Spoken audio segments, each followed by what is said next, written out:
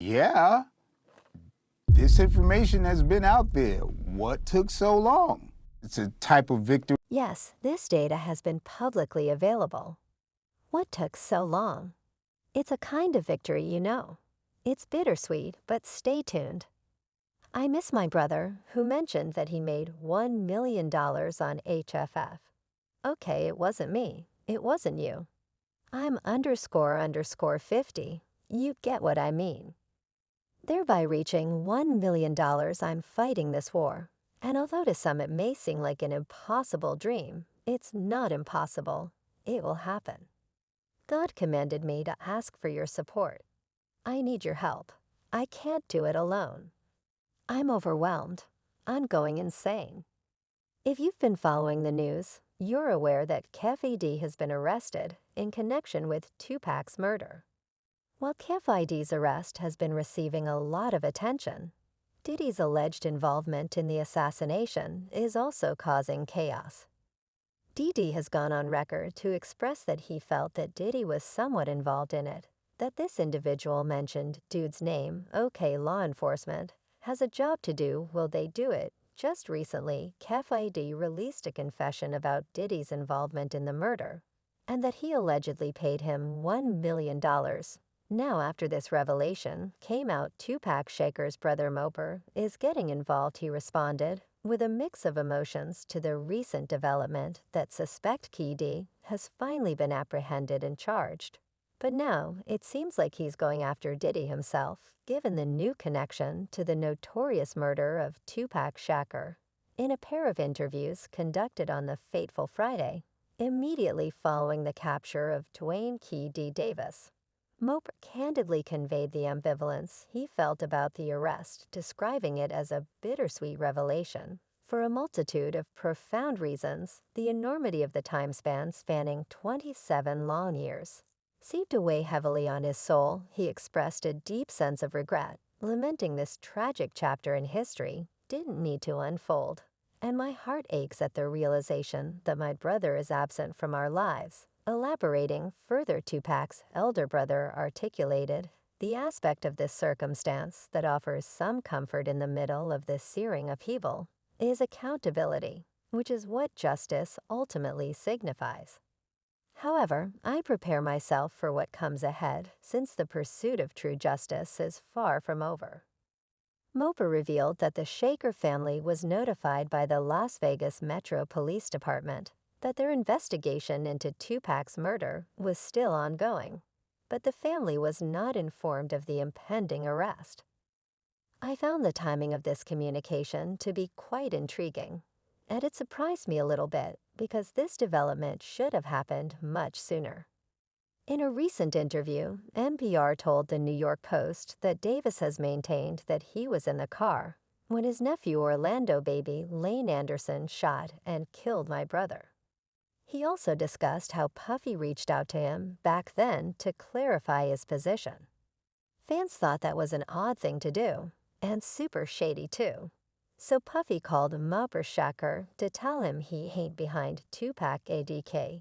If the NGA took a check to say that on camera, or what, but that's a wild, goofy meme, recalled that moment clearly, because the author of that article had spoken with Tupac in a few interviews when he was still living.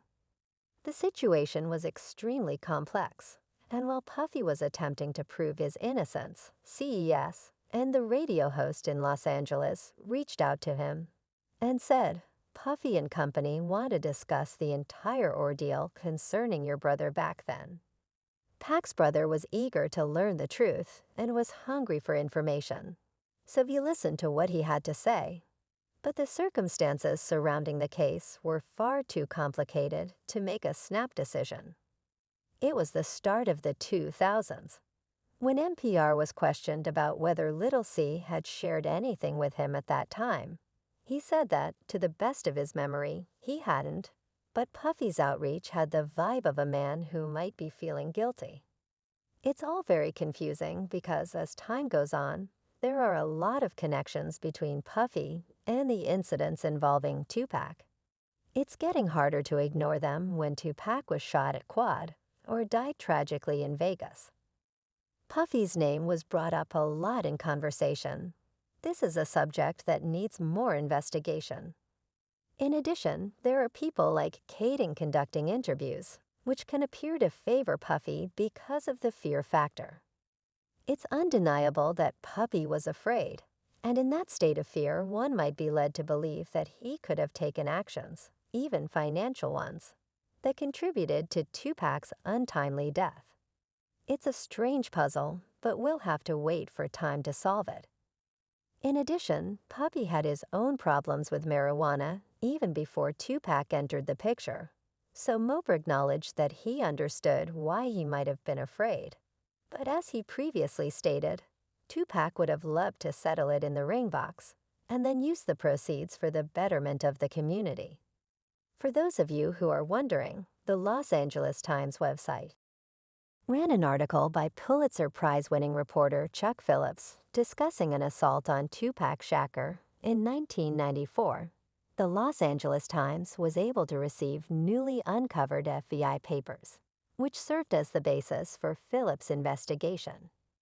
These documents implicated associates of Sean Diddy. Comes in the attack, however, it has come to light that these documents are likely forgeries. The documents in question were referred to as 302s and purportedly contained information from an informant about a series of events involving Tupac Shakur, particularly the 1994 shooting. He survived only to tragic ally die in another shooting about a year and a half later. The focus of the article was on two individuals, one of whom was James Satino, who were portrayed as aspiring producers, seeking to gain favor with Combs. According to Chuck Phillips, the idea was that Combs had advanced knowledge of the attack, intending it as a message to Shakur that he needed to cooperate with Combs. What was supposed to be a planned beating went awry when Shakur pulled his own firearm. However, investigations, particularly by the smoking gun, have raised about the authenticity of these documents. Many inconsistencies were found, including numerous misspellings and inaccuracies in the way the FBI maintains its records, as per unnamed sources and current and former officials. Furthermore, the records were typewritten, even though the FBI hasn't used typewriters in about 30 years. Setsika, the president of the Raptors Foundation and sister of Tupac Shakur, recently shared her comments on social media, highlighting the importance of the present. She stated, "Undoubtedly, this marks a pivotal juncture. While today marks a victory, I will reserve judgment until all the facts and legal proceedings have been resolved." She continued, "The prolonged silence surrounding this case over the past 27 years has resonated loudly within our community." She said, "It is of paramount importance to me that the world, our nation, the justice system, and our people recognize the profound impact of the loss of this man. My brother, my mother's son, my father's son. His life and his death hold immense significance and must not remain unresolved or unnoticed." Speaking to TMZ, Mopreme expressed his agreement with his sister's viewpoint, emphasizing that justice in this case is far from done. "Keep your popcorn handy," he said. "Stay tuned, Mapper. The universe is still functioning and Pac is still here as we wait for things to happen." Shakur openly states that he believes Tupac's murder would have been solved much sooner if he had been a different race. Pac was a young black man, and we have obstacles in this nation when it comes to fair justice. That is simply the how things work in America. I'm realistic about that, and furthermore, Mopreme adds that he was taken aback, shocked, and surprised by how long it has been since his brother's murder. "My daughter is 27 years old, so any accountability is good at this point." Mopreme is adamant that others should be held criminally responsible for his brother's murder, emphasizing that it would be a shame if they didn't follow the right procedures and obtain the full justice we desire. There's doubts about their sincerity, so how far they will go, and will they go to obtain all the accomplices? It appears that he's also finding it difficult to deal with everything. In an interview, he said he's rolling with the punches. The hardest component is going over the trauma again. The hardest part, he said, was remembering the exact events and having to sift through the challenging past. He said that, like everyone else, he was surprised when the police raided Keffi's home in Vegas and that he had never contacted them before. Eventually, after he gave an interview on CNN, people started asking questions about it. And that's when the police contacted me and the family, giving the impression that they were keeping us updated on the case, even though they hadn't done so in the previous 27 years. So this guy has been out there giving his version of events. And I assumed that Las Vegas was actively looking into and following up on it. If you enjoyed this video, please leave a comment below.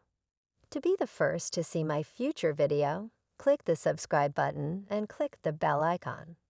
Every week, I share updates like this one in which I reveal the secrets of your most beloved celebs.